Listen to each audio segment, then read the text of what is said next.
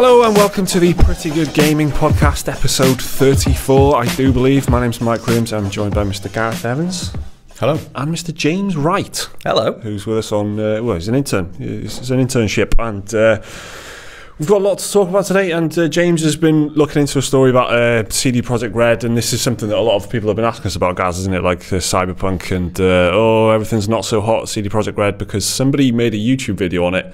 And then suddenly it's kind of a big conversation that is on the internet, and it's, you know, it's drawn a response from CD Projekt Red and all that sort of stuff. So that's going to be the first big topic for today. We're going to be talking about Nintendo and the Switch later on and why that's been doing so well. And the seat that James is sitting on is actually quite a magical seat because James is going to become another person entirely who knows a little bit more about the Nintendo situation, so that's going to happen later on. And then Liam's going to join us to talk about The Evil Within 2. So we've got a few people in this podcast and we're just going to kind of rotate them in and out. And The Evil Within 2 is one of the big games that have come out in the last kind of week or so, I guess, alongside Shadow of War and whatnot. So that's the big game that we're talking about this week. We've also got Fact of the Week, which is a belter this week. Everybody's as always, yeah. It's always a classic. The 30-second throwdown, which is I'm going to take that one this week, and of course your questions, which, oh my god, there are so many questions. So that's this week's podcast. Let's get straight into it, I guess. The Cyberpunk 2077, what's been going on with this, James? Can you tell us what's happened with this? Well, for anyone who's not familiar with it, Cyberpunk 2077 is the upcoming project coming from CD Projekt Red, the Polish game developing company who's responsible for the Witcher game franchise and Gwent most recently, the card game adaptation that they've taken from Witcher 3. That's right. And built on that. And Cyberpunk 2077 has reportedly had twice the amount of workforce that The Witcher 3 had on it. So they've like doubled in size, which I guess is no surprise. I mean, The Witcher 3 is a huge success. They make loads of money. They get loads of people talking about the company. They're like the good guys of the gaming industry, at least everyone thinks, before we get into this topic. Exactly. Yes. So it's no surprise that they're growing, I guess. Yeah, and it's funny that you should say the nice guys of the gaming company, the gaming world, rather, because recently Glassdoor, which is an online workplace review site, anonymous review site, we should add, they've had a recent spat of negative reviews, has CDPR. From what I can tell, this is over a period of like a few months. It's not just like months. In the last week or so. It's like it's been, you know, a steady stream of negativity over the last few months. Building, basically. It's been building. Yeah. Just to highlight that, they've got a rating of 3.3 stars out of 5 for CD Projekt Red. Which is, you compare that with Ubisoft, which you would expect a lot of people, because they've had a lot of controversy in the past about, employing people and their conditions. Armies of developers. 3.9 out of 5. That Ubisoft have got. Naughty Dog are 4.4 or something like that. Right, which is pretty high. So just give you a bit of context, that's 3.3 that Glassdoor reviewed. That CD Projekt Red are reviewed on Glassdoor at the moment, so it's quite low. So it's kind of like Rate My Teacher or whatever it is, and you just kind of go on there and they can write reviews, can't they? Yeah. They're not just giving scores; they're describing what their grievances are and stuff. So that's kind of surfaced over the last few months, hasn't it? Yeah, and the most recent of the reviews I found, obviously it's all anonymous, so we can't say any names because it's anonymous. They've labelled the company as chaos, going so far as to say that the management team is incompetent, who offer fake goals, low salaries, and lies. Right. So harsh words. Yeah, they are harsh words. I think it's important to note here, before anyone takes that as gospel, is that it's so easy for somebody who is disgruntled, an ex-employee, to go on here and vent. I mean, that's pretty much what you would do if you were scorned in some way as an ex-employee. This is the way to get your voice heard and to get your own back. And like, moreover, why would you do it positively? Why would you ever think, I had a great time working there, I better go and fly the flag for them over at Glassdoor? Like, you'd never do that, would you? No. You just fucking buy a basket of muffins or whatever and leave. I mean, it's quite a lopsided thing in that sense, isn't it? Like, obviously it's going to be swayed a little bit more towards negativity. So what's kind of come out of this then? Why has this become a thing on the internet now? Well, the past 24 hours or so, CD Projekt Red have issued a press release statement, basically as defence for how things have, been put on Glassdoor and other how sites they're being perceived in the media at the current time. So what are they saying in that? Well, there's a slightly erroneous spelling that I've got to try and get around, but Marcin Invinsky. Yeah, cool. We'll take that. We'll take that. Yeah. Sorry, Jake's not here. Yeah, we'll go for it, Marcy. Yeah. The co-founder of CDPR posted in a quite sizable press release how we normally avoid commenting on company reviews on spaces like Glassdoor. Yeah. But this time around, ... we'd like to elaborate on a few things. So, I'm saying we're aware this is going on. We'd like to give our side of the story, which is, that's fair enough. The internet provides people the ability to do that. They go on to say stuff like every role-playing game we ever developed, such as The Witcher, seemed impossible to achieve at the moment we set out to create it. ... But even if something feels impossible, it doesn't mean it is. And that's all well and good saying. It's a hard game to do, hard business to do. So again, it's a bit philosophical, though, isn't it? It's a little, there's some comments that I read from the website that I got this information from said, it's quite philosophical. And I like that. It's nice. It went on to say how this approach to making games is not for anyone. It often requires conscious effort to reinvent the wheel, which is a line that I thought, all right, okay. It's a bit business, boardroom terminology, that, and he's obviously a businessman. That to me says it's hard being the best, and we reinvented the wheel with Witcher 3, which they kind of did, but they're pointing that out themselves there, which, there's self-grandizing. Self-praise is no praise, isn't it? That's the old saying, so, all right. Which is something that a lot of people on the internet have picked up on. It's like, okay, The Witcher and stuff like that are good, but you're putting yourselves on that pedestal. Let the fans do that. It's, exactly. You're setting yourself up for a fall, basically. Which, so, did they say anything else that caught your eye? I'm just trying to read through it. Well, I mean, this is like their way of doing business. It's like posting an open letter is like how they respond to basically everything that I've seen. Every time they've been in the news, they will kind of just tweet out a very nice document, just be like, and this is where we stand on the issue. And they normally, they deal with things really well. We've done videos in the past praising them for how they've handled things. Like the blackmail thing, for example. They were being blackmailed, and they just come out and said we won't be blackmailed. And and they address things head on, and they completely seem to be open about stuff. I mean, what do you think? Having read the letter and stuff, do you think this is a good response from any games company, ignoring the fact that it's CD Projekt Red? Do you think this is like the right way to go about addressing a complaint like this, or a series of complaints from your old staff? Is this the way to do it? I mean, it's good, especially it shows that they're actually paying attention to what either current employees anonymously say or disgruntled former employees have to say about them, and maybe they can take that on board with them, or at least see about incorporating ways to make things a bit better for themselves as a company, with like the low wages and stuff like that other people have brought up, commented on. So it shows that they care, I think, doesn't it? It shows that they care what people think about them, which is the first step. Even if if they didn't care about it, then they would be in trouble. I think. Totally right. The worst attitude from companies is just ploughing on regardless, and just like, who cares what everyone's saying? Let's just keep doing it. I think you're totally right about that. But I think disgruntled staff is a difficult thing to deal with, because they wouldn't be complaining for no reason. They must have something. It must be coming from somewhere. And if you take everything that they say on face value, then conditions there aren't that good by the sounds of it. you know, and the criticism from a lot of the reviews is like, oh, they're not people who make games. The company's run by people who don't play, or they're not developers. They don't really know what they're talking about. They're just businessmen. Yeah, exactly. Let the games be made by people who love games, right? That's like, well, how do you change that? Like, do you just sack the managers and just get gamers in? Like that, you know, I mean, it's quite a difficult thing for them to address. So I think it's an interesting situation. How do you think this is going to affect their like reputation going forward? Is this going to give them a bit of a knock, or are they still like up there with the best of them? I mean, proof's in the pudding, isn't it? If they can have something like this happen, but still, you know, go on to release Cyberpunk 2077 as scheduled, which by all accounts from CDPR it is still on schedule, which is a good thing. Yeah.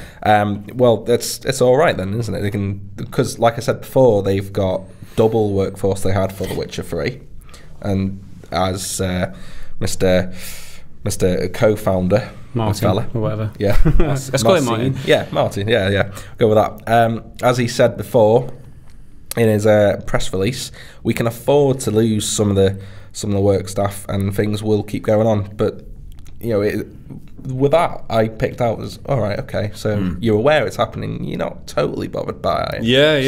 So, I think the important thing that I picked out from the press release was that they stressed that obviously the workforce is double the size. So they stated 200 workers worked on The Witcher 3, so it's probably around 400 staff by now at CD Projekt Red, and there's more turnover as a result. So there's going to be more disgruntled people or people leaving. So that is just part of the course. And I think the reason that they're coming out and making this statement is because a lot of people are speculating that Cyberpunk 2077 is running into troubles and it won't get released, and that's what all the speculation has been about, because you know they see people leaving the company. That's why they come out and say this. It's like everybody should just calm down. This is normal. Like, we've doubled in size. A lot of people are leaving. They might not like us. I mean, but this project, and they just say this halfway through, is bigger than just one or two people leaving. There's no trouble. The reason why we're silent on the game, no details are coming out, and he says that's towards the end of the message, that's just natural and part of the. This is the way that it's best for us to develop our game. We don't want to be releasing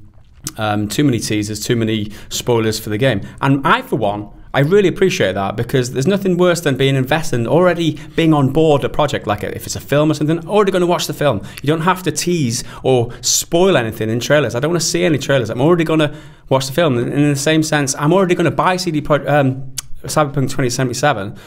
I don't need to be spoiled or anything. I just want to play the game and experience that enjoyment of discovering everything the first time from playing it, not being spoiled. So I really appreciate the way they're approaching it, and the fact that they're saying this to calm everyone down. I think it's exactly the right thing to do for them, because a lot of people are asking us to comment on all the Glassdoor speculate and all the people negative ruin there, but that's just hearsay, right? And it's not news. It's just word of mouth. Like, so that's why we've stayed away from it. And now this is news. Now it's in the news because they've released a statement. They've acknowledged it. That's our opportunity to say, well, you know, if people are going to be disgruntled. People are not going to like it. But just hear what they're saying. They're saying everything's fine, and this is just their way of dealing with it. It might take 5 years. They said the first game took 5 years for them. It might take that long for Cyberpunk 2077. I prefer that they do that, get everything in place, and make an awesome game, because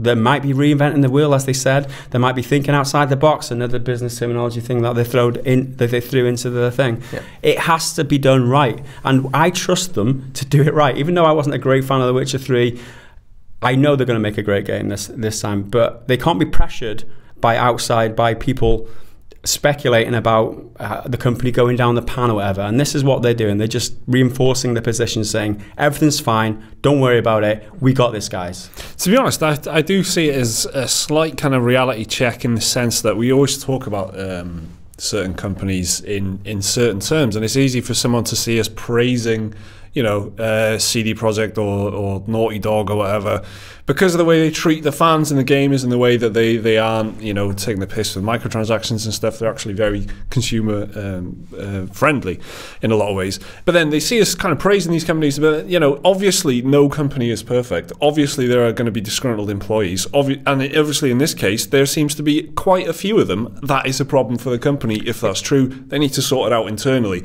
We're not saying, we are never at any point going CD Projekt Red is the perfect company, but maybe we should think about this sort of stuff when we're covering it, because we kind of have a responsibility as well to make, to not categorize things as EA bad, CD Projekt Red good, Ubisoft bad, Naughty Dog good. There's obviously nuances to that, and I can see how, I'm saying us, but I mean the internet, everyone, every YouTube channel and whatever that talks about games in the way that we do, you kind of have to think about that these are actual companies and businesses and groups of hundreds of people, and not so there's obviously going to be a diversity of opinion and things like that. So it's I don't know, it's just something to bear in mind. I think this is an interesting story for that alone, for me, to be honest. Yeah, I think and if you look at the nature of some of the grievances, I mean, I'm looking at, obviously people are unhappy for whatever reason, but this is what the CEO and the co-founder Martin, whatever, should be looking at, is why are they upset? And now, from what I've read on the Glassdoor reviews,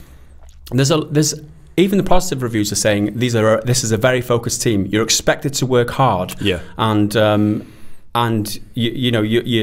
we're put under pressure or whatever. But this is a highly focused and so the criticisms might come from people who are expecting a bit of a free ride. Oh, CD Projekt Red, I'm going to have an awesome time. No, you're not. You're going to be expected to work hard. I get that. Yeah. So maybe that's just people being miffed because they're working for a company that expects them to put the graft in. I'm speculating here, obviously, but there's obviously something not quite right there. Whether it's a result of because they are a highly focused team and because they're expecting a lot from their employees, whether that's the reason why people are getting miffed, I don't know, but that's my working theory, at least. Yeah, I mean, there's a lot of stuff going on here. There's a lot of stuff going on behind the scenes that we don't know. This is what they've released is a very carefully worded, carefully selected statement. What the reviews, it's not going to be the last of the negative reviews. There will be more negative reviews in future. There's a lot of stuff to this that it's not just, things aren't all perfect at CD Projekt Red.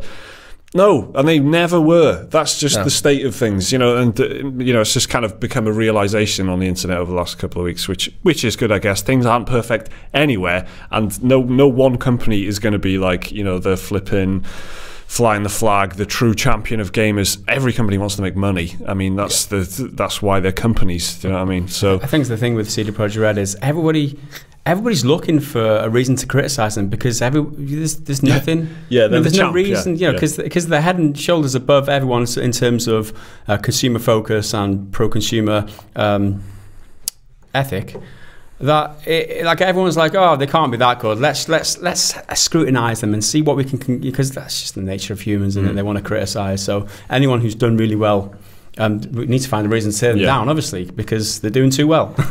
So James, I mean, this is the end net kind of result of this is that the Cyberpunk 2077 is fine, and it's going to be released on track. Is that? Do you think that's a convincing thing that they've put across, and that just to kind of close this off? Is that is the state of things, and do you think that they're right in saying that? And also on top of that, how do you feel that they've dealt with this? Do you think that they've done well?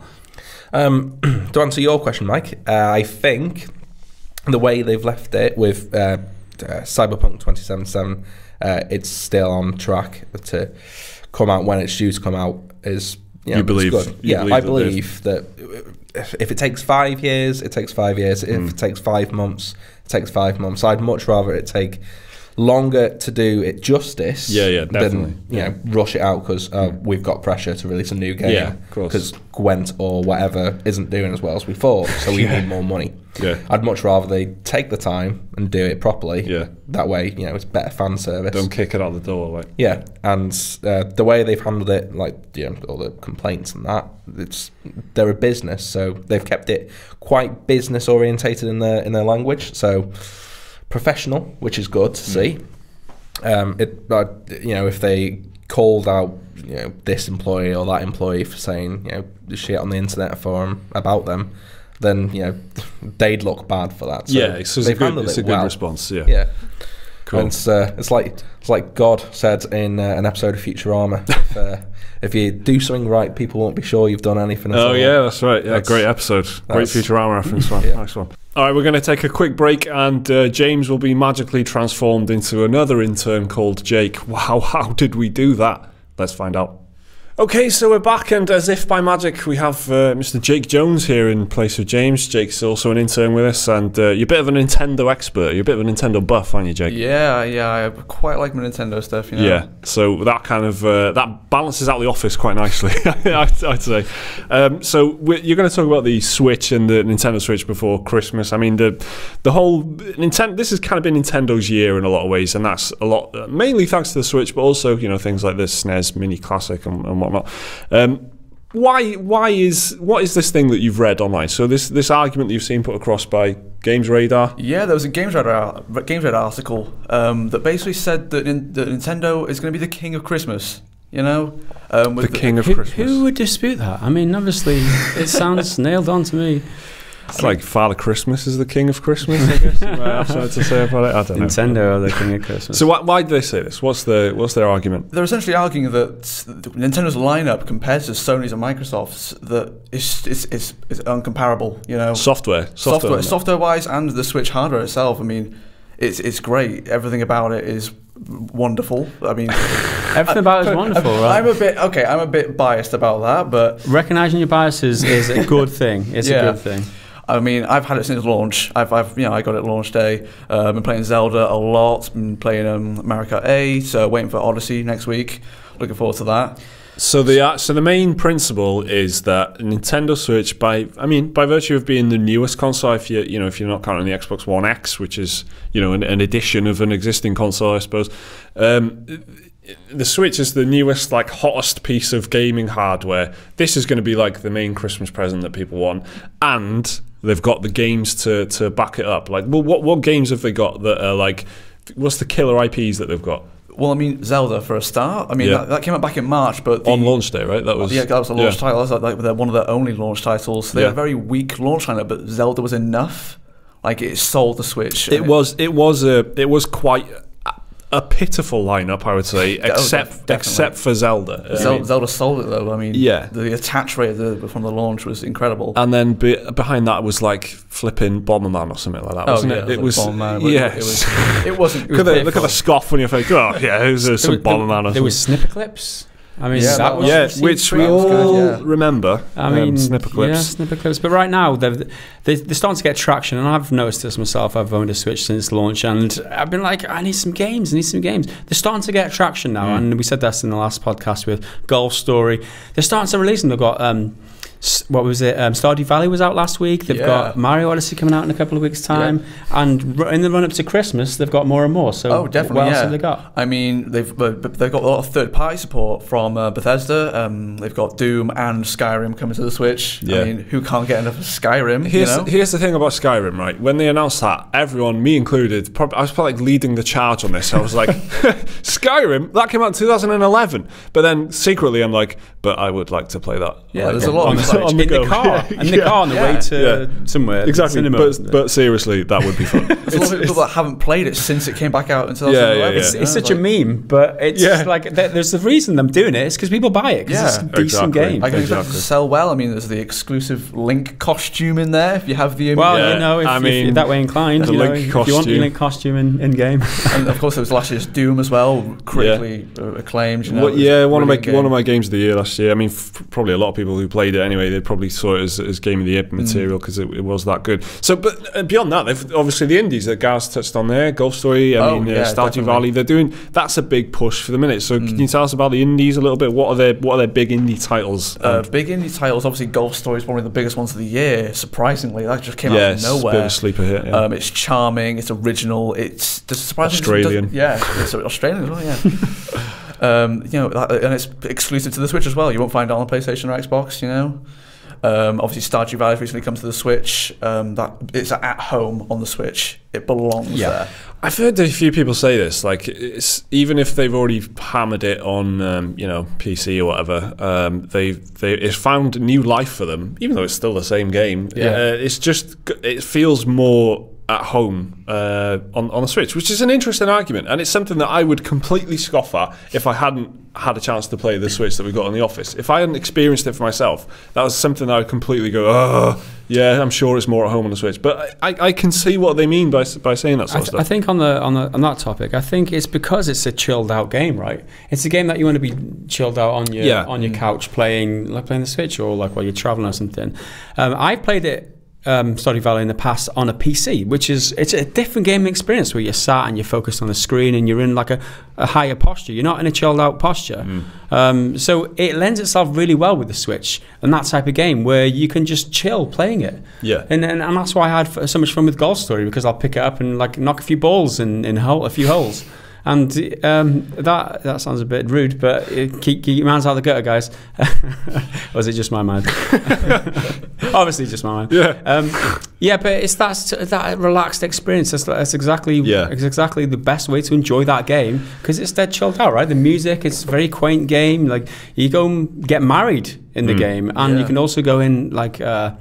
Fishing. You can go fishing. You go mining, and you go battling some like slime in the mines and stuff. There's a lot to it, and the best way to enjoy it is in a relaxed state. I think. Okay, so it's clearly. I mean, the software is there at this point. It wasn't there at launch. It's there now. It will be certainly by Christmas with Mario and whatnot. So, and they've sold like 5 million units. I think. Is it something like that? Did I make that up? It's a lot. They've certainly sold an exceptional amount, I think. It's a good. It's one of their best starts for a console in a long time, isn't it? One of Nintendo's best. And it's a surprise. I mean, I don't think a lot of people would have been like, this is going to be an absolute knockout hit when they were marketing it. But they were marketing it right, because this is something I keep saying. They actually got the communication of that right, because it was like, oh, it's a portable thing. I can dock it or I can take it with me. Whereas the Wii U was like, what is this? It's like it's a tab, like, and Liam, this is something that Liam keeps saying. People thought that the Wii U was an accessory for the Wii because of the tablet thing. So it's like, so they actually nailed it this time with the marketing. But do you think they've like learnt lessons from the Wii U? Is this what this is? This is the result of like some bad, harsh lessons that they had to learn with the Wii U. Like, if you don't sell it right, people won't buy it. Third-party people, developers won't support it, and your console will die. So this is like the complete bounce back of that. Do you think that's true? Oh, definitely. I think they've definitely learned from mistakes with the Wii U. The Wii U was a mistake in general. I had it from I bought it on. It was a mistake. I bought the Wii U on launch day. I had it. I played it. I loved it. I did love the Wii U, but it was wrong. I love the idea of that being like the IGN quote, like the Nintendo Switch review, a mistake in general. A mistake in general. Okay, beautiful. So with the lead up to Christmas now, I mean, I think we've had discussions with Jake in the past, on this past week, talking about Golf Story. That's Big Boy Jake, not intern Jake. Big Boy Jake, grown up Jake, Daddy Jake, whatever. We've got many iterations of Jake now, but. We've got him excited about it. He wants the Switch for Christmas. I mean, you've shown it. I want a Switch. So back to the on topic, is the Nintendo going to win Christmas? It's an interesting conversation now, because with all this talk of all the new games coming up, how well the Switch is doing, it's feasible that a lot of people want the Switch now and want it with it. I think the beauty of the Switch is that it will work as a secondary or a supplementary thing with a lot of games on it that you can't play anywhere else to people who already own a console, right? So if you got an Xbox or you got a PlayStation, why would you get the other one? Because they basically, the software lineup is the same. Obviously, Sony's got a good set of exclusives, but I mean, that might not be enough to sway someone. Whereas Nintendo has not only a good set of exclusives, but a completely different gaming experience to what you've got with the Xbox, right? So I don't think there's a lot of crossover between PS4 and Xbox. Like, people won't necessarily want to get both of those units, but they might want to get a PS4 and a Switch, or an Xbox and a Switch, or a PC and a Switch, of course. Yeah. So there's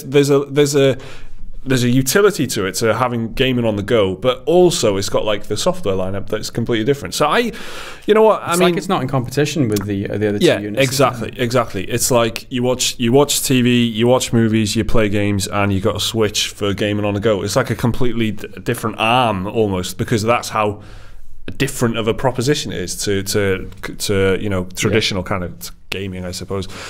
So yeah, I think it is a strong argument that it could win Christmas this year. The only counterpoint obviously is Xbox One X. We don't know how that might come out. That's releasing when? Before Christmas, November, the end of November, yeah. So that might blow us all out of the water. That might be like, holy shit, this is a game-changing console. But even then, the software isn't there. The games aren't there. Exactly the same as the Switch when that came out. So far they've just been saying that, oh look, you can play your old games, but prettier. Look, they're in 4K now, but they're old games. People have already experienced them. Nintendo are bringing brand new experiences to the home and to portable devices. Wow, you sound like Reggie Fils-Aimé now. He'd be proud of that Switch, isn't it? And they have got the old games. They have got the Skyrims and whatnot, but that is in a different experience, like we just said. It's a different, you're playing on a bus, you're playing it wherever you want. You take it on a holiday with you. You don't, it's a different proposition completely. So I think it's going to be a very interesting Christmas to look at, like the stats and the figures of how these things are performing. That's something that we do a lot on the channel for news, isn't it? For example, look at sales performance and player numbers and stuff like that, because it is interesting. I think there's going to be some interesting graphs coming out of the next few months. You know what I mean? I would be interested in the viewers. Just let us know down below whether all this recent talk in the news about how well the Switch is doing, all the games that are coming out and how well received they're being, and also the lead up to Christmas, you've got all the new games.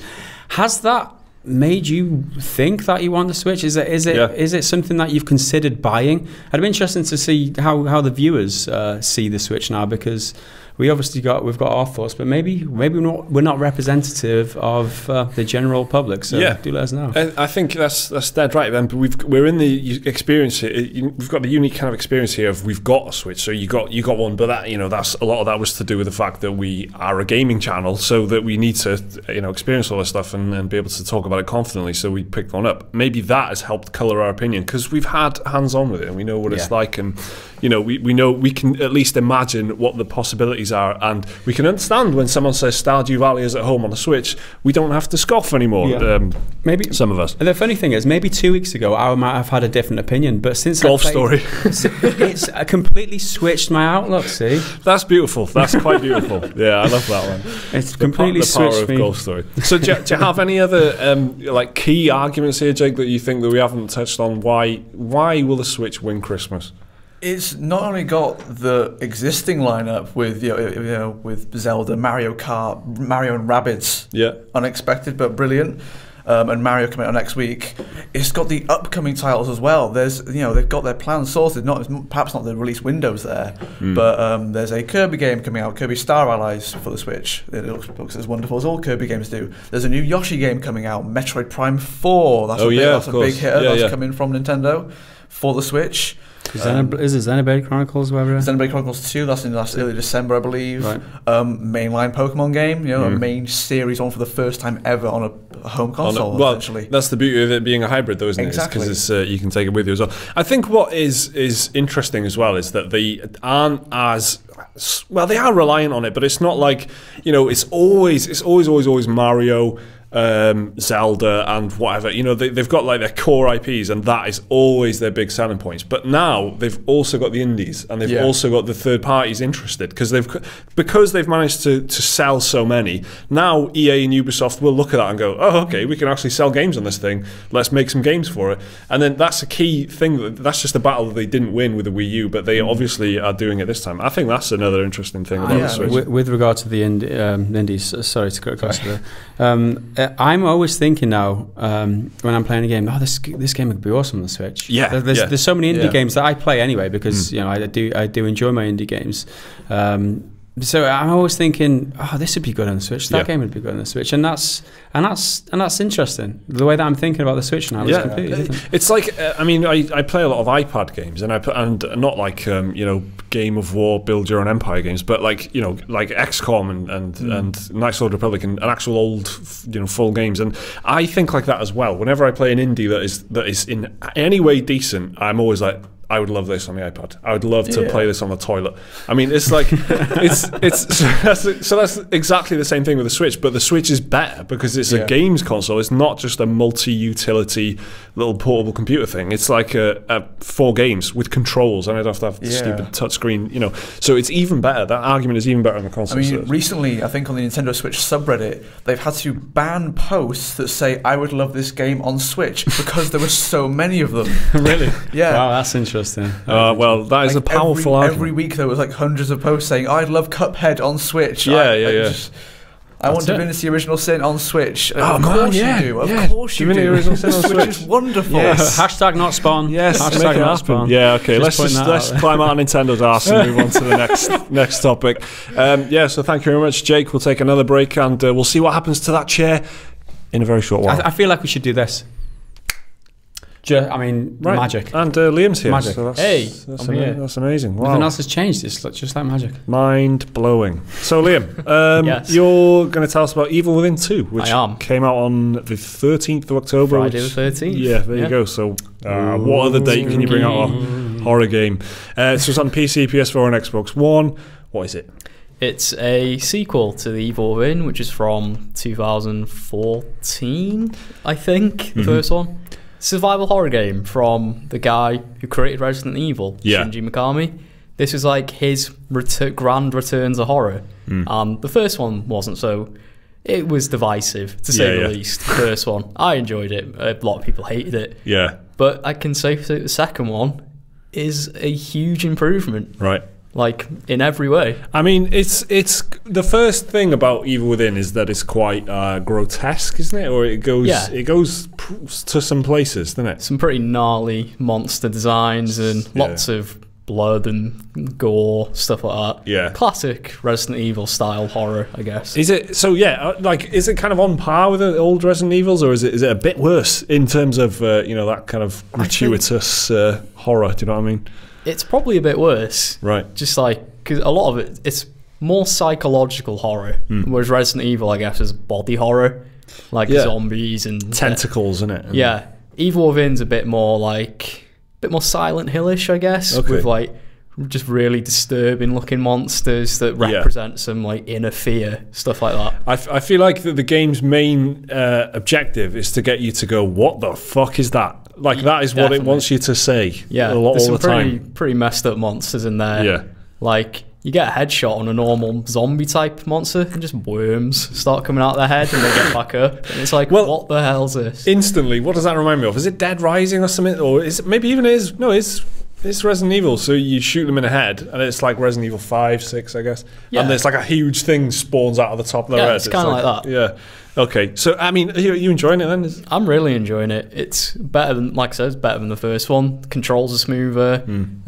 Technical performance is better, but not great. Yeah. I'm hearing the word clunky a lot. It can be quite clunky at times, especially if you get outnumbered by enemies. It's quite slow to reload weapons and stuff like that. Is that deliberate? Is that like a Dead Space kind of thing where it makes it difficult because it should be difficult? Or I think it is deliberate, and that's a lot of thing I think critics forget about survival horror games. Yeah. They were very clunky because if you could fight back in an action movie, wouldn't really be horror, would it? Yeah, you're meant to be struggling for your life, trying to survive. Yeah, exactly. Well, what you don't want is it to be like The Walking Dead, where the zombies are just background noise, and you don't even care that they're there. They're just a thing that you've got to get past. You want it to be like, oh shit, another zombie. You know what I mean? It's got to be an ordeal. It's very much like that, because sometimes fighting isn't even the best option. Sometimes you just run, or you can stealth. You can sneak past them.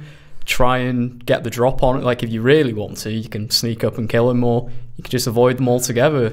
Random enemies in the world, because the enemies are powerful. Right. Even your basic grunt enemies can take you out in a couple hits. Yeah. So you've got to be very considerate of what you're doing at all times. Which is kind of what you want, right? If you want to feel vulnerable, don't you? You don't want to feel like you're kicking ass. You want to feel like you're getting your ass kicked.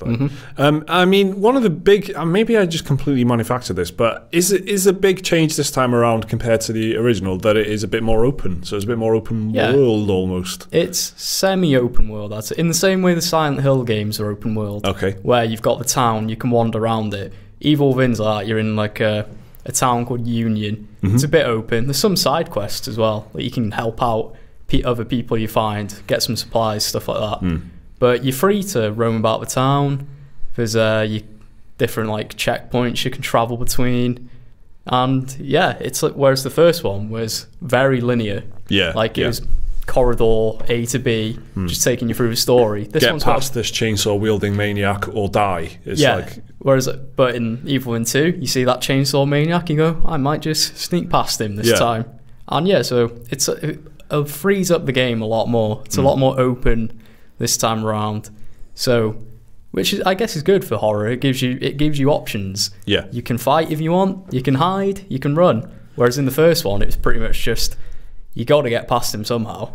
Yeah, I see what you mean. So it gives you kind of freedom of creative gameplay, which is absolutely something that I really look for in games. I want to figure out my own solutions. I don't want to be given exact blueprints on how to get past certain things. I think it's unusual in horror recently. Yeah. I think with the rise of games like Resident Evil 7, you get first-person horror, and Outlast. I mean, that's a prime example where you're in a first-person horror game and you can't fight back. Whereas what you're talking about here is it's kind of a callback to like horror games as they used to be, like a proper horror game that's not just an action game. But you've got the option to fight or kind of sneak past as well. Fight or flight. I'm just thinking of the kind of people who this might appeal to, and obviously a person like yourself who really loved those old kind of the way that they used to make horror games. Like, there's not so many of them like this anymore. So no, definitely not. You think that it appeals to people of like mind as you? If you're a fan of old school Resident Evil, probably. If you're a big fan of Resident Evil 4, you'll probably love the Evil Within, because it's like almost a direct continuation of that same sort of gameplay style. Yeah, it falls into that kind of category for me of games in the last 5, 6, maybe 7 years of games that, like, remember that game from the late 90s? Well, this is that, but new. And it's like, for me, it's things like Planetary Annihilation that came after Total Annihilation and stuff, and so this is one of those where it's like, if you're a big fan of this, you haven't had this for a few years, and I heard you, so I made it for you, and here it is. And it's like, what was the other one? The Shadow Tactics one? That was kind of like Blades of the Shogun. Yeah, so there was a lot of games. Battalion like that. 944 is one that's harking back to the old school first-person shooter. So there's studios, and this isn't indie. The Evil Within isn't an indie game. No, but AAA, Bethesda. Exactly. But it still kind of taps into that kind of, this guy used to make Resident Evil, here he is making something else for you. You know, in the same vein, sort of. Yeah. I mean, so overall, is it a success? Is it? I mean, because I have seen, to be honest, a lot of mixed stuff about it. I've seen a lot of people saying this is really great, and some people are saying it's just as problematic as the first one. I mean, where do you fall in that kind of bracket? I fall on it's a definite improvement over the last one. If it's as good, I don't know. I've still not finished it. It might fall apart in the end. I don't know. But ACG said he liked the ending, as a matter of fact. Yeah. He said he really liked the ending, just to throw that out there. So I wouldn't expect it to go any worse than that. He's generally quite honourable, this ACG. He's a good guy. He is. But it hasn't been selling that well. Sales are down from the first. So physical sales by 75% compared to the original. And the original sold quite well. I mean, is that due to the industry just selling less physical? Was it available on PC as a physical copy? Was it that long ago?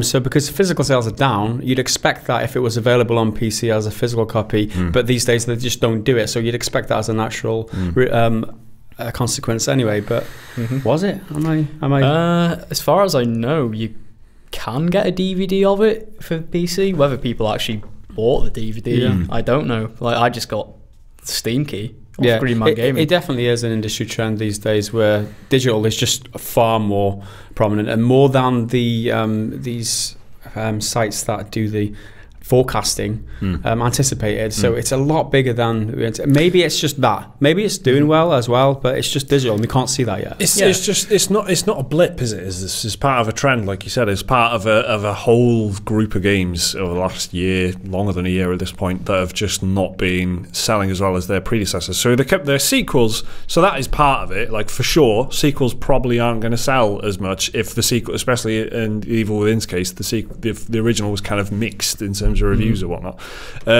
But, you know, even taking that into account, it's like so many games that are not selling as well as their predecessors. It is the digital factor, isn't it? And it is the fact that, you know, on the consoles even at this point, they've got their stores like bang up to date. The games are coming out on the release date. Okay, they're super expensive, but they still have that very tempting kind of list of bullet points, like pre-install it, play it the second it goes live. You're guaranteed to get it day one. Here's some bonus fucking colourful shite that you don't need. Maybe the soundtrack and whatever. Yep. And it's okay, it's like 50 quid, which is a fair bit more expensive than you'd expect to pay in a shop, but you know, maybe people are more willing these days to stretch to that 50 just to download it and not have to leave, you know, get off their ass like me. And not have to get off your couch to change your disc. I'm telling you. I'm telling you. All right, I got Destiny 2 digital, okay, and I got that day one, and that was like, it's fucking a brilliant decision, right? So I can keep Shadow of War in there and play that whenever I play Shadow of War. Just press a button. Yeah. And then if, one of the lads is like, oh, do you want to play a bit of Destiny? Yes, I do. And I'll just put my phone down, press the PlayStation button, boom, I'm in Destiny now, and I don't have to get off my butt to change the disc. I mean, first world problems. I know how to do it, man. All right, so The Evil Within 2. So overall, you're pretty positive on it. Yeah. It's a good one for fans of survival horror. Yeah. You like your old school PS1 style survival horror games. Evil Within's probably right up your alley. Yeah. I mean, to be honest, it does look appealing to me, but I haven't played the first one properly. I mean, I dabbled in it, but I never I went through the spate of just blazing through games and trying them out and not finishing them. So I probably would go back to that, finish that before jumping into this. But it is looking at least a little bit decent as far as I'm concerned. Start looking on the outside. All right, so that's The Evil Within 2. It's already out. Came out on the 13th of October on PC, PS4, and Xbox One. That's what we've got to say about it. So let's move on to the fact of the week. Then this is a belter, and no hesitation this time. Let's just get the jingle done. Fact of the week. Here we go.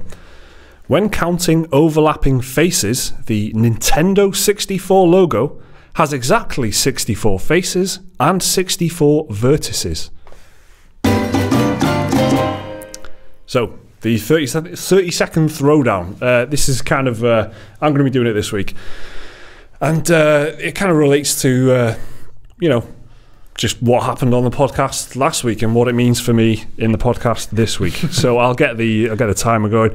Don't really know what I'm going to say here, but here we go. 1, go. Right.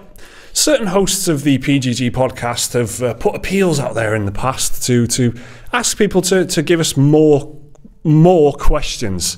More questions from our patrons. I don't think we need more questions from our patrons. And sometimes, hosts might ask that, just certain hosts of this podcast might go, hey guys, give us more questions, knowing that they aren't in the podcast the following week, so they don't have to deal with it, right? So they can just ask it and boom, gone, not their problem. It's my problem, isn't it, Jake?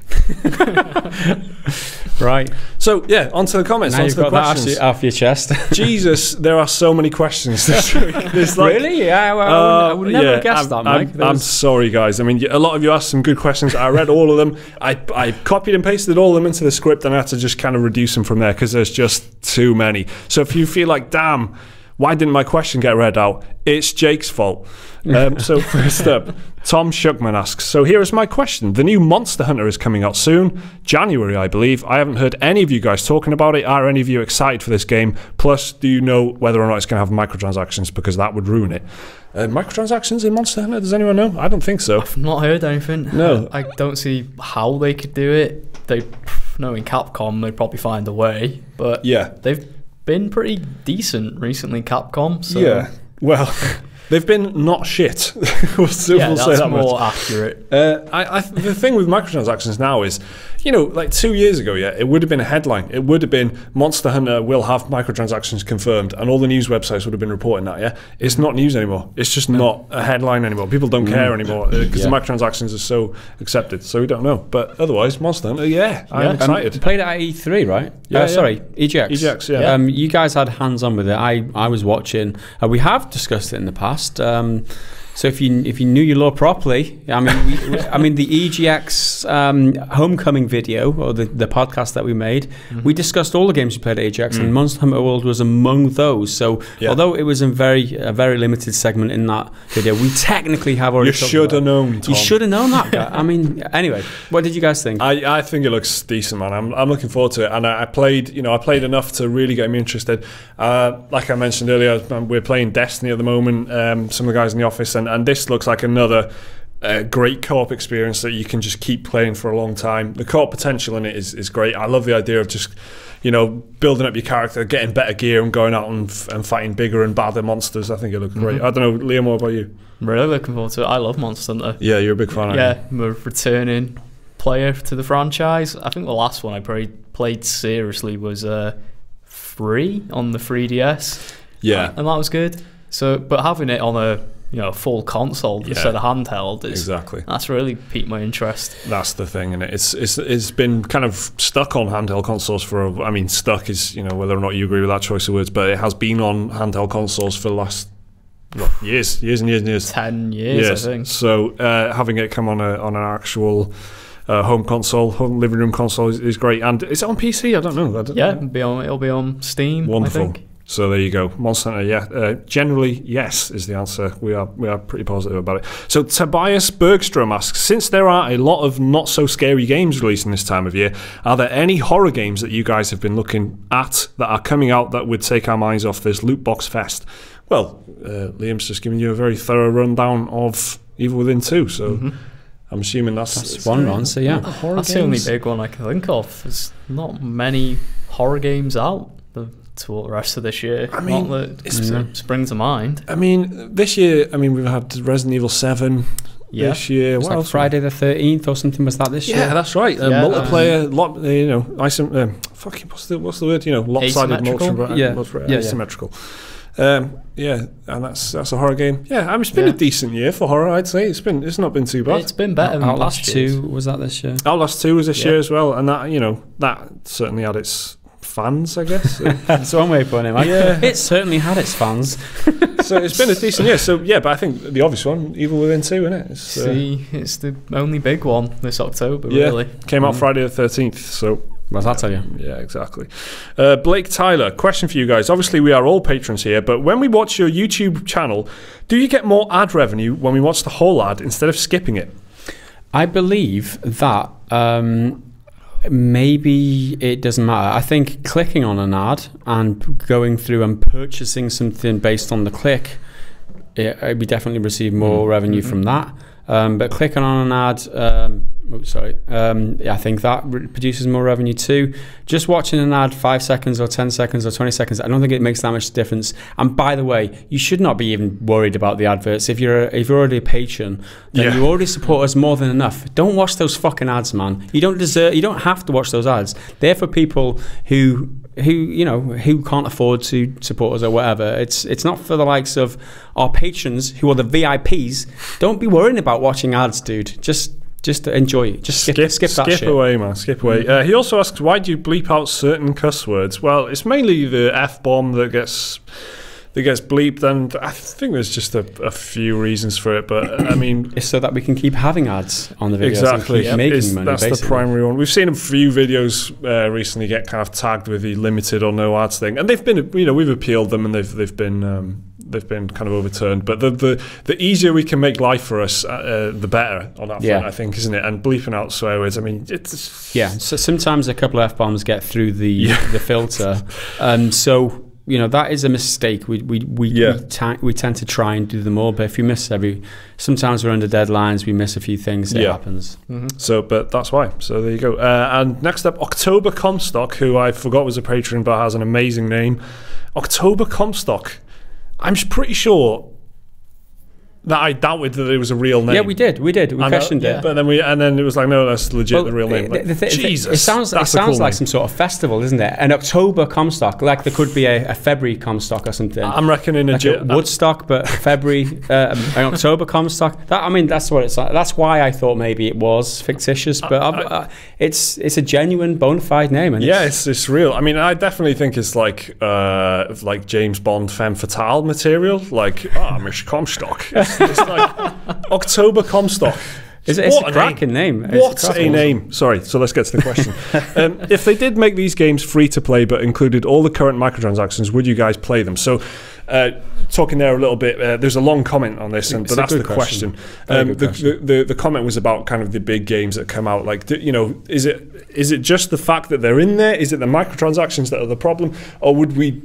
if we didn't pay anything to get in, if it was a free game, so if like Shadow of War was free to play, would you put up with the loot boxes? I don't know. Would you even be able to enjoy them? I 100% would, knowing that. I think that the problem for me is that you have to pay for the game outright. For it to be free to play, they have to fund that development, right? And for them to put the loot crates or whatever, or the microtransactions in there, because it's free. That's fine. It's perfectly built. That's how they do their business. That's exact. I wouldn't expect any. They're giving us an awesome experience. We can take it or leave it at that point. We've got no investment, and it's entirely our choice. Take it or leave it. If we don't like the game because they're too invasive, I've got no gripe with that. It was free. I've not paid fuck all. In terms of the monetization, I completely agree with that. Like microtransactions and loot boxes.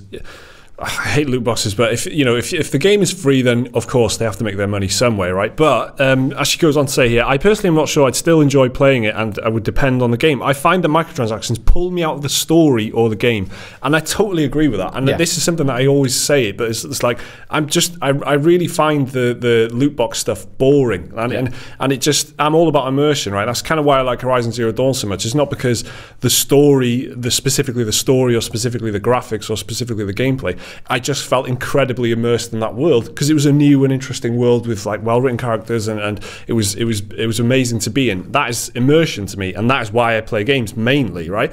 But so anything that reminds me that I'm playing a game constantly, anything that says, oh, by the way, if you want some slightly better stuff, just pay $1.99 and here you go, here's some slightly better stuff. Like all that is just kind of drags me out of it. Exactly the same. So it depends on the game. Yeah, I'd agree. I liken it to getting a free meal, right? People giving you a free meal, but they're putting brown sauce on everything.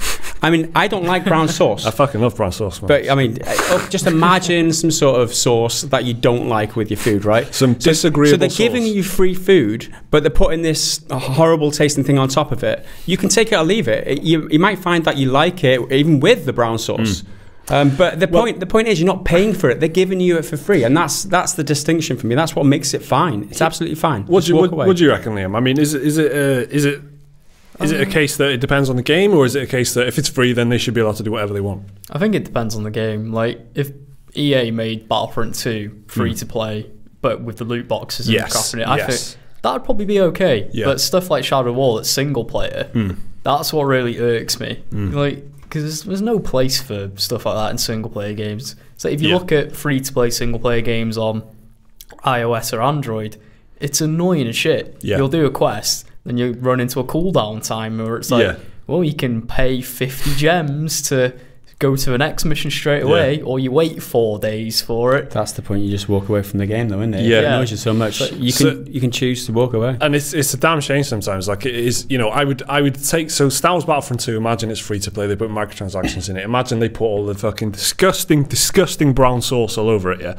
I'd be like, well, here is 40 quid. Get that brown sauce off my fucking chips. I want to just eat some chips, please. Yeah. That's just, I would take that all the time. I would always like slap down a big wad of cash to get rid of all that stuff. That's a really good idea, and I think I think you've just nailed it there, Mike. Absolutely. In that case, let's move on. Thanks for the question.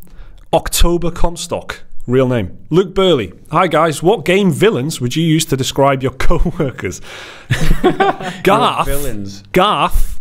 No idea who Gareth is. Reminds me as your older brother in Fable 3. Okay, your older brother in Fable 3. Is he a villain? He is, but he is a man with a goatee, which I think is the main. Right. There's the link. Right. He's a pragmatic villain as well. He does evil for the greater good. Isn't he voiced by Michael Fassbender? I think he is. It's like Fable 3 had a cast, man. It had like Stephen Fry. It had all kinds of people in it. but it's just a shame it was a terrible, terrible game. But what video game villains would you use to describe your coworkers? What a great question, and one that we should have prepared in advance. Yeah, maybe we should have thought about this. I really have no idea. It's too good a question not to have a good answer for. Yeah, it really is. I don't know.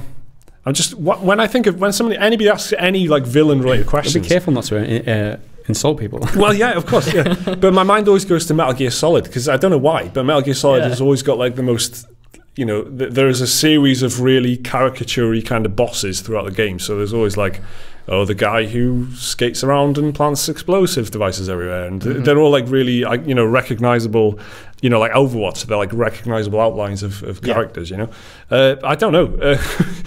I mean, Jake's the easy target here, so let's pick Jake. What would you think Jake would be like villain-wise? I don't know, Liam. You got any ideas? It's a tough one. Not off the top of my head. I'm really struggling to think of a good one. I'm pretty sure you got a couple of ideas. It's actually just video game villains. Full stop. They're not as iconic as video game heroes, are they? That's the problem. Like John Marston. Yeah, but I mean, fucking, what's the bad guy? Dutch, yeah, I mean, Dutch, whatever. Who remembers Dutch? I mean, it's. I remember it's Dutch. It's a tough one. He's going to be a big character in the new one. It's a great story. Sure. Yeah, I was just being a twat. It's a great question. Let's say Jake Dutch. I mean, if that answers your question, that is a technical answer. So. We have in theory answered your question. Cheers, Luke, and sorry. Jordan Back asks, CD Projekt has been a bit of a light. Excuse me. CD Projekt has been a bit of light in the dark for consumer practices with its expansion on The Witcher 3 and its site GOG. With how the industry is trending, do you feel Cyberpunk 2077 will have the scummy tactics of microtransactions, loot boxes and so on? Or will they continue to be a leader? I honestly don't have a clue. Well, this is an interesting question because of the conversation we had earlier with James about this. Because they are a light, but remember, they're not like a pure light. They are just a good light bulb, right? They're a decent light bulb from IKEA. Yeah. A useful light bulb. But then they're not like, you know, some fucking magical crystal from the Lord of the Rings or something. They're just a good studio. They're not like absolutely perfect. We should remember that. But they are, you know, they are a leader. They are definitely a leader, and I don't know. I imagine there won't be any shit in Cyberpunk. I would go so far as to say that I would stake my reputation as a video games analyst, as a respected games journalist, Gareth Evans. I would stake my reputation as a respected games journalist to say that they will not have them. Yeah, and for a couple of reasons. I'd be shocked. Firstly, that they like we mentioned before in the discussion, they do care about what people talk about them. Otherwise, they wouldn't have released that statement yesterday. So that's one. Another reason is I think they love being the poster boy of the gaming industry. Well, it's good for them. Yeah, exactly. Yeah. And they obviously see the benefits of that, where people recommend them, and they're so easy to recommend. And I think the pro-consumer angle is what they're all about. They're all about the pro-consumer angle. You can imagine the uproar and the amount of negativity that they'd have. You were the chosen one. Them kind of memes would be all over the place. And they're very aware of that. They're very aware of community and what people are saying about them. They're so aware of that. This would be a total own goal for them, if I can use a sporting expression. And in the company that I'm keeping here, that would be a huge own goal for them. And I think they're cleverer than that. I give them a lot more credit than that, which is why I'm staking my reputation on it. As the Lincoln of video games. I mean, they trade. You're right though. They trade in the good rep in it. They trade in the positive image that they've got, and and if the DRM free thing with GOG, isn't it? It's like that's such a strong stance that they've stuck to. I mean, it'd be like, why would they stick to that but then also go with loot boxes? They're both bollocks, and I don't know. What do you think, Liam? I don't think they will. If it did happen, I would be surprised if they did put loot boxes or some crap like that in it. It would be a shocking move, wouldn't it? Yeah, I'd be genuinely surprised. I think they'll probably maybe have like another expansion pass like they did for Witcher 3. Yeah. But I yeah, I highly doubt they're going to be doing loot boxes and microtransactions in Cyberpunk. Okay, thanks for the question, dude. So here's a very specific question from Kieran W. What is your opinion on the relatively low amount of internal storage on the Nintendo Switch? 32 gigabytes just seems a little lackluster when compared to an Xbox with 1 terabyte, in my opinion. Very technical, but also very important to anyone who likes games, because games are very big these days, and 32 gig, to me, doesn't sound like a lot. I mean, you guys, realistically... It is not a lot. I've got Lego Ninjago, which we got a code for, on my Switch, and it takes up half the memory. Right. And I've got Golf Story on there too, but which it's less than a couple of gig or something. Yeah, it's like a couple hundred megs, something like that. It really takes up. I mean, it's laughably small. We said this when it was first announced. This is one of the weak points of the Nintendo Switch. Right, this screen isn't great, and I mean, on the hardware side, it's not ideal, but it serves its purpose. They could have easily upgraded that storage and made it bigger. Would it have been as cheap? Would they have had to pass that cost on? I don't know, but it is laughably small. Have you been dealing with it all right, Liam, or has it been an annoyance for you? I've been okay, because I get most of my games on the physical cartridges, like in the case. So they don't install on the console, then? They just stay on the cartridge? They stay on the cartridge. They leave like a little icon on your home menu, like on PS4 and stuff like that. I found that I got FIFA 18 recently, and there's a big chunk. There's like 100 odd meg.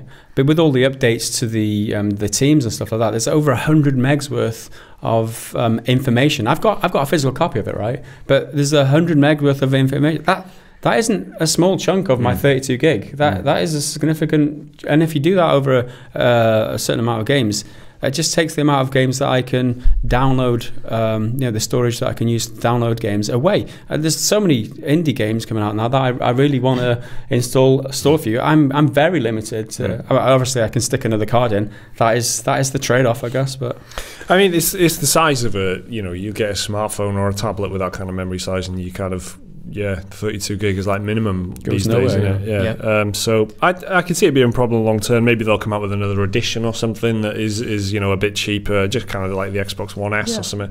Where they've got more memory but a tighter form factor or whatever. Luckily, micro SD cards are pretty cheap, and the Switch uses them. So you can expand it. So you can manually crank up the storage space. Yeah, I've got like 128 gig micro SD in mine. Okay. But what was the price of that? Like 50 quid or something? About 35, I think I got it for. That's not too bad. So how would that work? You download any downloaded games, you could just install them on that as a secondary hard drive? Yeah, it prioritizes internal memory because it's faster. Yeah. But if you need the space, it will put it on the SD card. Okay. It might load a bit, a second or two slower, but you can expand it if necessary. Yeah. Okay. So there you go. Good question, then, man. Thanks for that. Rudy Manchego. I've been pretty vocal on a few forums with friends about the whole loot box thing. I constantly get people defending it, though. Common responses are, they have to finance it somehow. It doesn't bother me. Don't buy it. Just grind if you don't like it. Blah, blah, blah. Why do you think there are so many apologists? Is it just apathy? Apologists for stuff like this is interesting, because it's like, everybody's got their own opinion on stuff. Everybody's got their own perspective. But when companies, publishers are defended for things that are clearly manipulative bullshit, and things like loot boxes where, in games like Shadow of War, it's completely torpedoed the core game because of the grind at the end. It's actually had an effect on people who just don't buy it. They still have to suffer the consequences of them being in the game, right? Same with Star Wars Battlefront. I mean, that's because that's where it leads to. It starts off as just skins in Overwatch, and that's fine. If you don't want it, don't buy it. But this is where it leads to. This is like the end point. It just invades everything else. So it just kind of pissed me off when people are, leaping to the defense of a multi-million-dollar corporation. But what are you going to do? Just fucking leave them to it, I suppose. I don't know. I think the reason why we're so vocal about it is because we want to see things changed. I mean, maybe if I was in their position and I just played if I was a casual gamer and I picked up a game once a month or once every couple of months and just played that, maybe I wouldn't see a problem. Like it's not their problem. That's fine.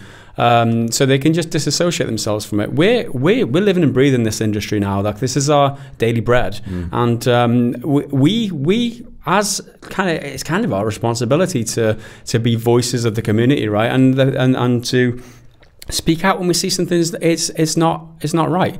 it's kind of something that we've taken upon ourselves since we've grown into this like quite reasonably sized channel. But you know, so setting that aside, I think that we could possibly make a change. We can highlight some of the bullshit that's going on in the industry, and I think doing that, you know, it serves for a greater good. And you know, I just find that we couldn't ignore it in the position that we're in. We could not ignore it because it is bullshit, and there are factors that regular people don't consider, like the fact that they might be capitalizing on people who've got gambling problems, especially with the loot boxes and microtransactions, and younger kids who might be learning about, you know, how to gamble, learning the mechanics in great detail of how to gamble before they're even old enough to gamble. For us, that's a problem because we have to deal with this every single day, and that's why we've got so much to say about it. People say stop talking about loot boxes, but no, this is what we do. This is our job now, and I think it's all right for people to ignore it, but that's not what we want to do. What bothers me about this is kind of actively trying to ignore it and trying to get other people to ignore it. It's like, oh, why are you moaning? Stop talking about loot boxes. Or I don't get it. I don't get what the complaints are. Just don't buy them. If that's how you feel, why are you even engaged in the conversation? If you're really not that bothered, why are you here writing this comment? Why are you here watching this video? It's like, if it's something that really doesn't affect you, cool. I'm happy for you. Just get on with your life. Don't tell me to not care about it. Yeah. Because I do care about it. So yeah, I don't know. It's a difficult one because obviously the internet is full of conflicting opinions, and everyone's got a really easy avenue to say what they think about stuff. Opinions are like arseholes. Who said that? Someone said that. Said that before. But everyone's got one. Everyone's got an opinion. Everyone's got an arsehole. Okay, so let's move on to the next question. Matthew John Jenkins has asked, this is a long comment that he's left, but he asks, my question is, what's your favourite scary movie? Which is not a gaming question, Matthew. That is not okay. But we'll answer it because it's October. My favourite scary movie is The Thing, which is also possibly my favourite movie of all time. When it happens to be a scary movie.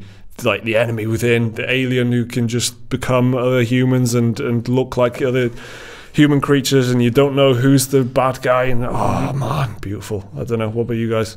I'm quite fond of the original Dawn of the Dead. Yeah, good shout. It's like that, well, when zombies were still scary, obviously that was. And yeah, before Walking Dead happened. Before everyone's just like, oh, zombies. Yeah.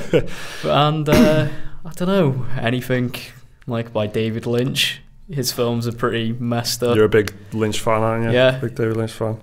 Razorhead is a very fascinating film that I never want to watch again. One word for it, traumatizing, I would say. Alien as well is one of mine, Alien, but that kind of sits alongside the film. I was considering that. It's more action though, isn't it, than a horror? Oh, yeah, but it's the bottled up stuff. It's the claustrophobia. It's being alone in space and having a terrifying creature. Sorry, I'm thinking Aliens, more like Aliens. Aliens is, that is. That's one of my all-time favourite films, Aliens. Yeah, that's but it doesn't qualify for this. Space Marines. But Alien, you're right about Alien, because it is more psychological. Yeah, like where is it going to come from next and all that kind of stuff. I love that stuff. I love anything where it's like a kind of claustrophobia, like they're stuck somewhere with something else terrifying and they don't know how to do, they don't know what to do about it. That's like my favourite setup for any movie, to be honest. There's Evil Dead as well, same sort of idea.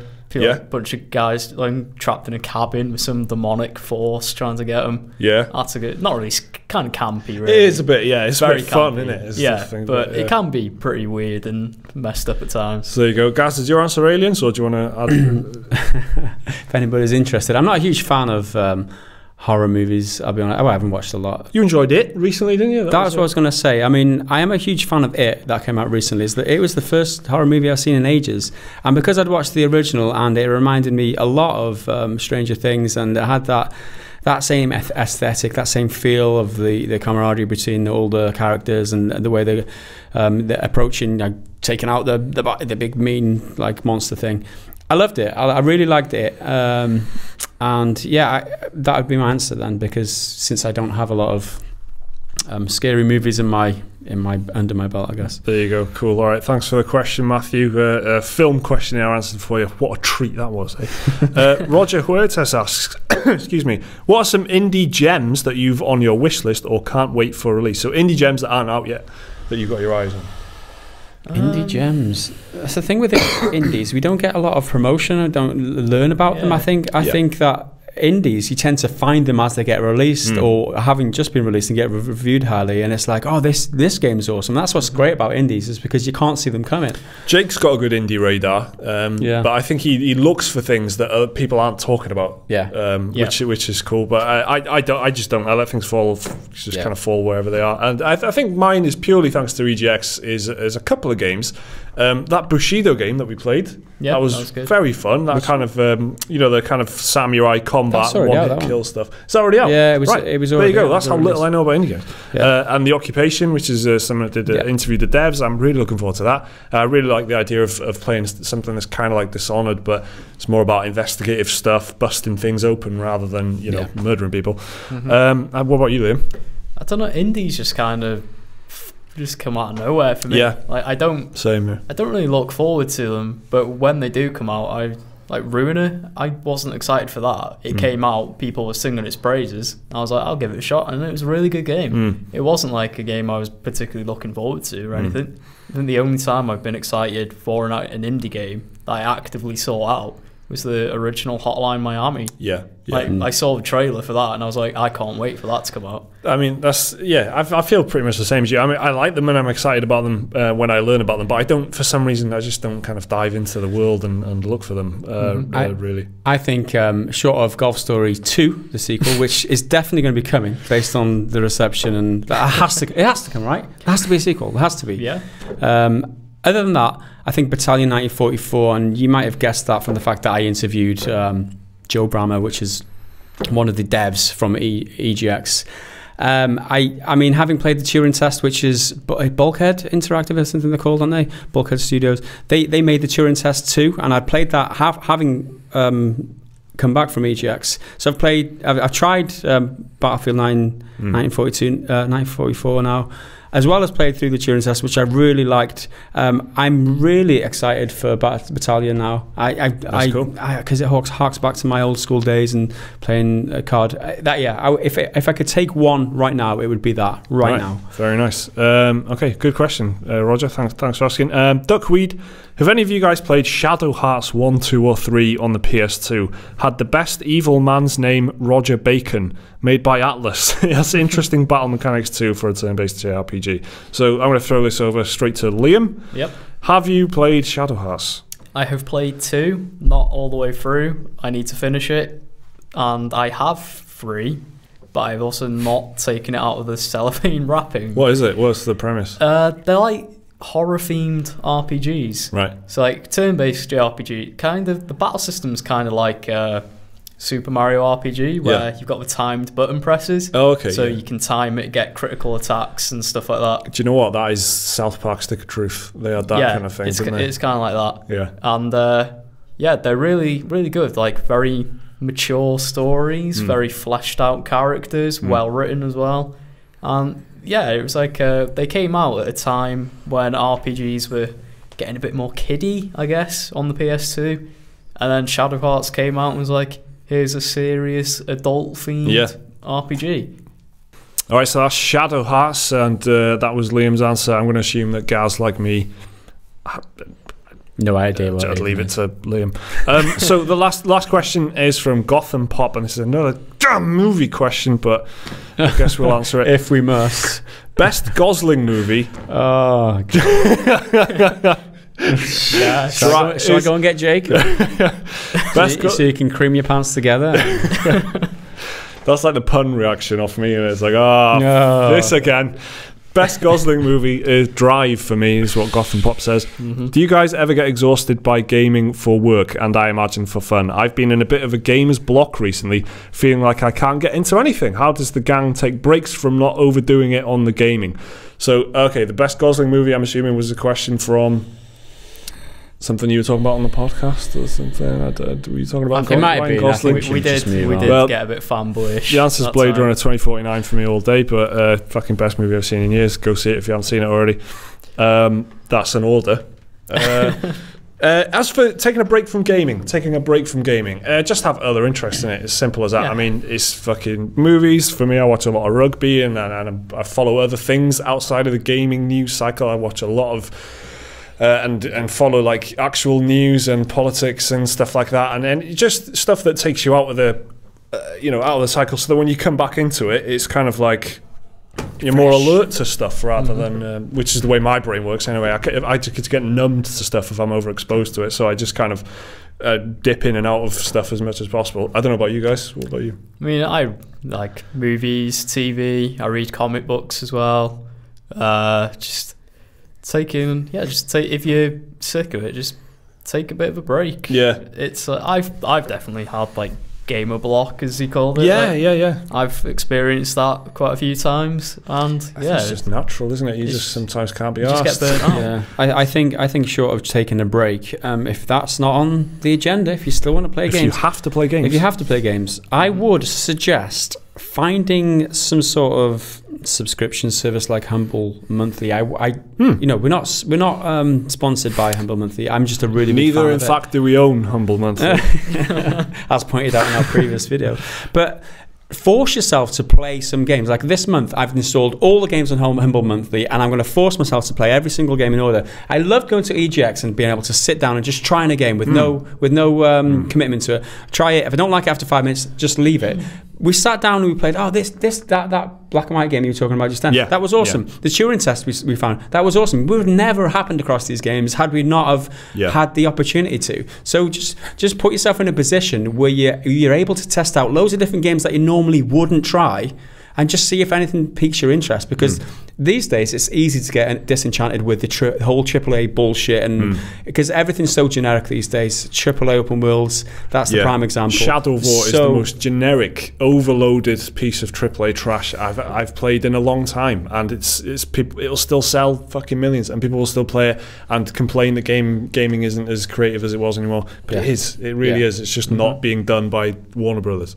Force yourself to try something you normally wouldn't, a game or a genre or anything, an indie title, anything that's recommended, or not even that, just go random and try something. Just see if it just piques your interest, like rediscover your surprise and imagination about games. It's your kind of your boundaries, isn't it? Like, you assume you don't like strategy games, or you assume you don't like JRPGs or whatever, but then, you know, how do you know? Try them. When was the last time you tried one? If you're so confident you try don't some like demos. Download some demos. Try them all. There's a lot of games doing betas and stuff these days. There's a lot of games are free to just fucking jump into. Just try stuff you wouldn't normally try, I guess. That's a great piece of advice there, guys. That's a great question, a great set of questions. Thank you, everyone who asked. There's about that as much, again, that we couldn't include because, like I said, we had tons and tons of questions. Please do ask more again. We will the next save one. them for another podcast. If, like last week, we only had 5. We will add some more. We will revisit. Don't worry. There may become a time in the future where your question pops up. So hope is not lost. Don't lose. So thanks again for watching right through to the end. Thank you to Gareth and Liam, and of course our other guests, Jake and James, who were here earlier and magically vanished /transformed. Thanks a lot for watching. We'll see you next time.